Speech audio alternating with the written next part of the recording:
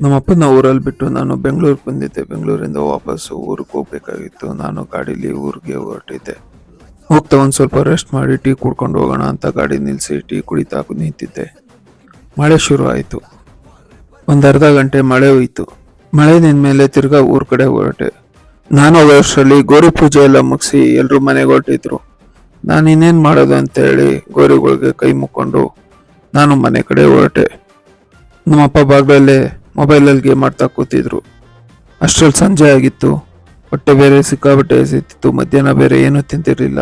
ಸರಿ ಅಂದ್ಬಿಟ್ಟು ಮಳವಳ್ಳಿಗೆ ಹೋಗಿ ಚಾಟ್ ತಿನ್ಕೊಂಡು ಬಂದು ಅಷ್ಟರಲ್ಲಿ ನಮ್ಮಪ್ಪ ಎಡೆಗೆ ರೆಡಿ ಮಾಡ್ತಾ ಕೂತಿದ್ರು. ನಾವು ಸಣ್ಣ ಪುಟ್ಟ ಹೆಲ್ಪ್ ಮಾಡ್ತಾ ಇದ್ದೋ. ನಮ್ಮ ತನು ಧೂಪಕ್ಕೆ ಅಂತ ಕಟ್ಟು ಚಿಪ್ಪಲ್ಲಿ ಕೆಂಡ ಮಾಡ್ತಾ ಇದ್ಲು. ಆ ಕೆಂಡ ರೆಡಿ ಆಗೋಷ್ಟರಲ್ಲಿ ನಮ್ಮಪ್ಪ ಎಡೆಗೆಲ್ಲ ರೆಡಿ ಮಾಡಿ ಇಟ್ಟಿದ್ರು. ನಾವು ಎಡೆ ಇಟ್ಬಿಟ್ಟು ಹೊರಗಡೆಗೆ ಹೋದೋ.